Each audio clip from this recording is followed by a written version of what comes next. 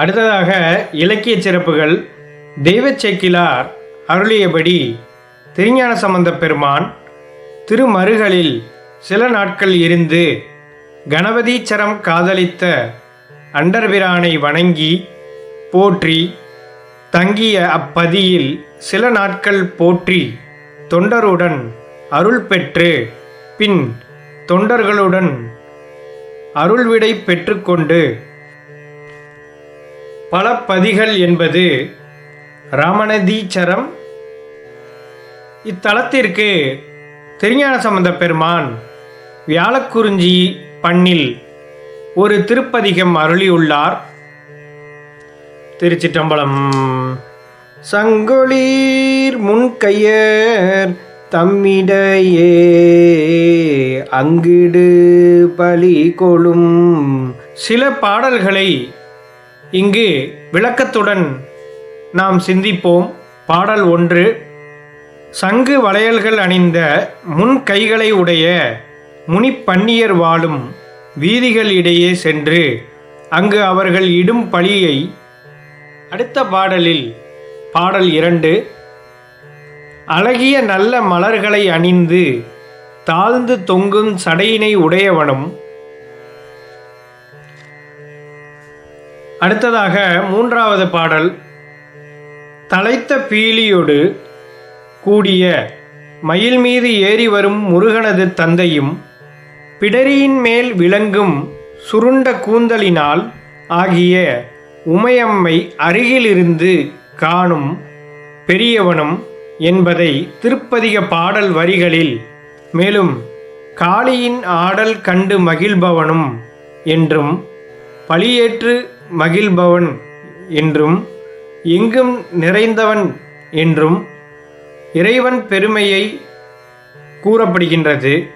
இறைவனது அருட்காட்சியை கண்ட திருஞான சம்பந்தப் பெருமான் இறைவனது பெருமைகளையும் அவரது திருமேனி அழகையும் அவர் அணிந்துள்ள பல்வகை அணிகலப் பொருட்களையும் இத்திருப்பதிகத்தில் கண் பார்த்து அருள் செய்த ராமனது ஈசம் பெரு நிராமயனே என்று இத்தல இறைவனை போற்றியுள்ளார்.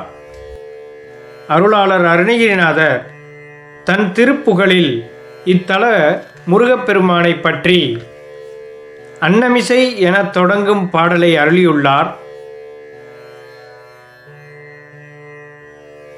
இக்கல்வெட்டில் இறைவனின் நாமம் ராமநதீச்சரமுடையார் என்று வழங்கப்பெறுகிறார். குலோத்துங்கச் சோழன் இக்கோயில் பூஜைக்காகவும் அமுது படிக்காகவும் நிலமளித்தான்.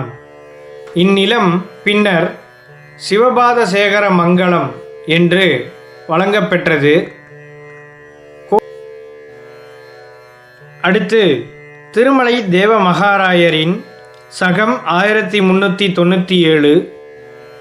அடுத்ததாக இத்திருக்கோயில் பூஜைக்கு அர்ச்சகர்களுக்குள் உரிமை போர் நிகழ்ந்ததை கோனேரின்மை கண்டான் என்பவரால் நீக்கப்பெற்றதும் திருமண்ணு சோழ பிரம்மராயனுக்கும் மானவரையனுக்கும் பூஜை உரிமை வழங்கப்பெற்றதும் இக்கோயில் கல்வெட்டு மூலம் அறிய முடிகிறது.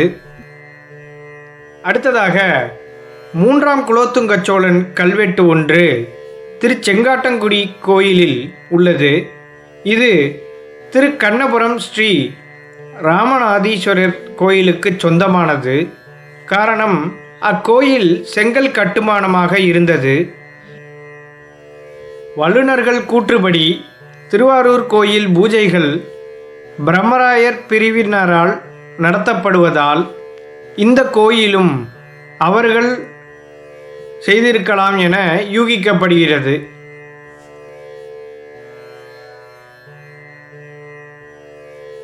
இத்தலத்தில் முக்கியமாக நடைபெறும் திருவிழாக்கள் ஆவணி விநாயகர் சதுர்த்தி, ஐப்பசி அன்னாபிஷேகம், கோயில் திறக்கும் நேரம். அடுத்ததாக நிர்வாகம். இக்கோயில் திருக்கைலாய பரம்பரை. அடுத்ததாக இதர தகவல்கள். பாடல் பெற்ற தலங்கள் வரிசையில் ஆவூர் பசுபதீச்சரம். திருவாரூர் திருக்கோயில் இன்றளவும் பிரம்மராயர் நாயனார் என்ற பிரிவினர் அர்ச்சகர்களாக இருந்து வருவதும், இத்திருக்கோயிலில் திருவாரூர் பிரம்மராயர்கள் இங்கு அர்ச்சகர்களாக இருந்திருக்கலாம் என்பது ஆய்வாளர்கள் கருத்து.